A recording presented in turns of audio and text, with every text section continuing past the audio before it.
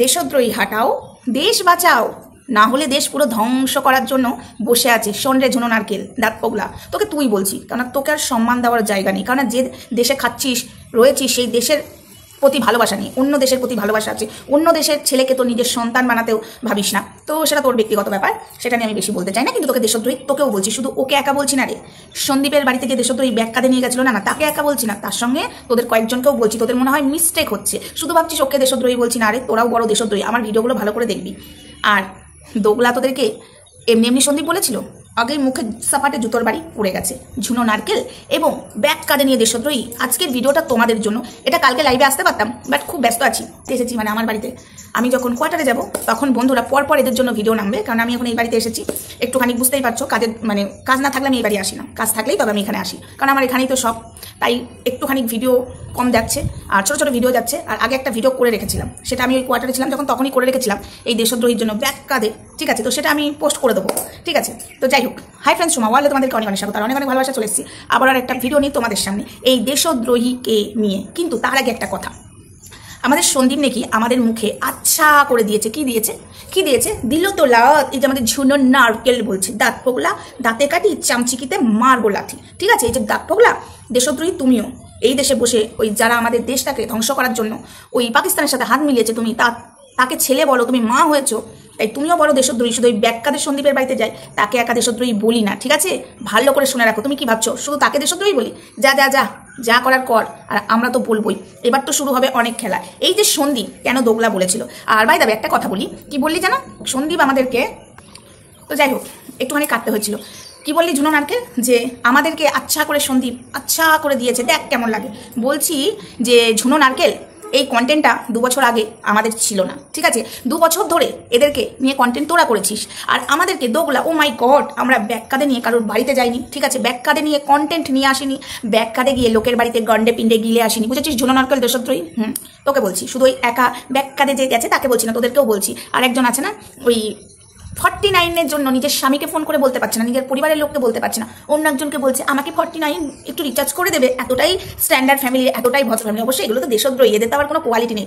দেশদ্রোহীদের কি কোয়ালিটি থাকে? গাদ্দার। দেশদ্রোহীদের না, এদের কোয়ালিটি থাকে না। কোয়ালিটি থাকার জন্য একটা নিজেদের স্ট্যাটাস থাকা দরকার, যোগ্যতা থাকা দরকার। দেশদ্রোহীদের আবার কি থাকবে? গাদ্দারকে যারা সাপোর্ট করে, যারা আমাদের দেশটাকে ধ্বংস করার জন্য পাকিস্তানের সাথে হাত মিলিয়েছে, তারা আবার হয় ভাই, বাবা, দিদি, খালাতো, জ্যাঠাতো, সব ছোটো লোকগুলো ভারতে বসে দাদাগিরি করছে।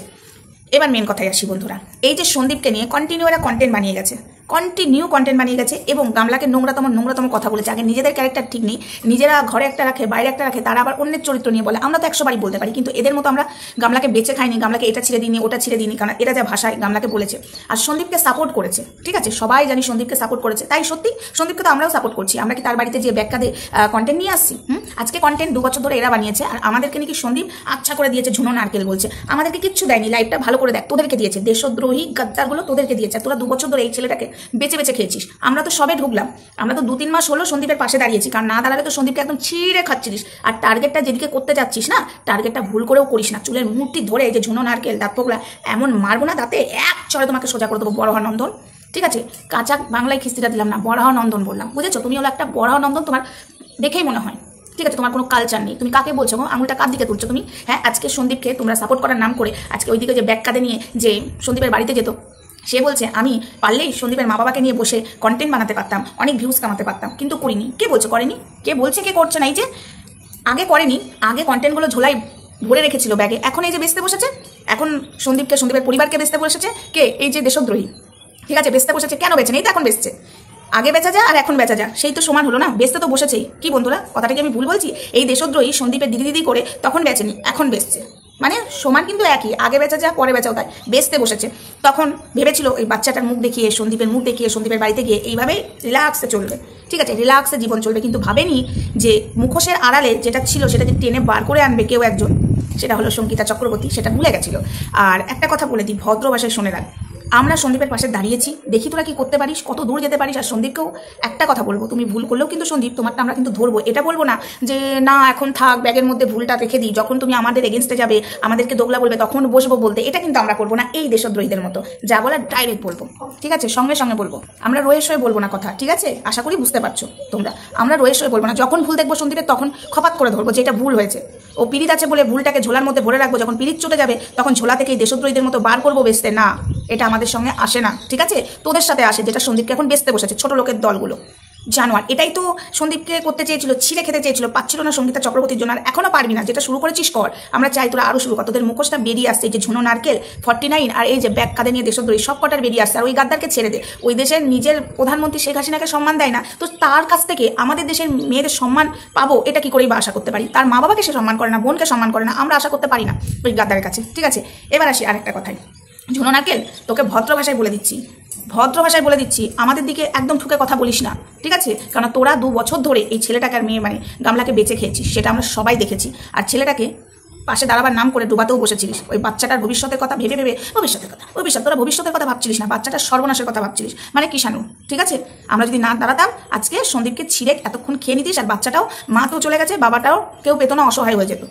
এটাই করতে চেয়েছিলিস। আর বাচ্চাটাকে বার করার চেষ্টা করেছিলিস গামলার হাতে তুলে দেওয়ার, ওই নোংরা মেয়েটার হাতে তুলে দেওয়ার। তাই তোদের প্ল্যানটা ধরে ফেলেছিলাম।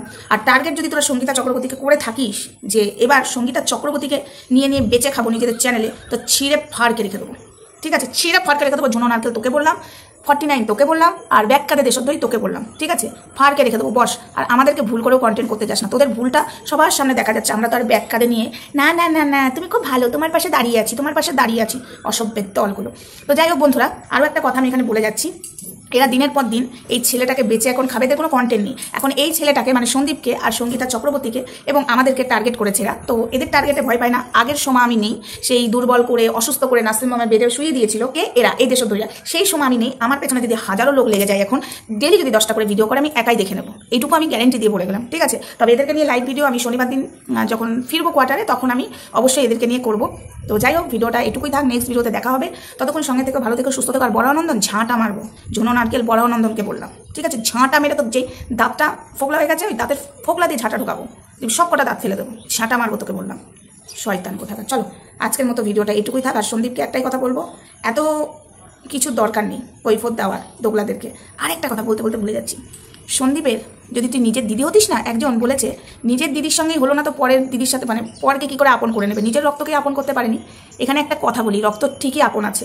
যদি এই নিজের দিদি হয়ে উঠতে পারতো, তাহলে নিজের দিদি যেরকম সোমালি চুপ করে আছে, কোনো উত্তর না দিয়ে চুপ করে গেছে, নিজের মতো কাজ করছে, সেরকম এই দেশদ্রোহীও করতে পারতো। সোমালির জায়গায় একে বসিও না, নোংরা নোংরা। তবে এর জন্য একটা শর্ট ভিডিও আসছে। টাটা, বাই বাই, ভালো থেকে সুস্থ থেকে, দেখা হচ্ছে নেক্সট ভিডিওতে।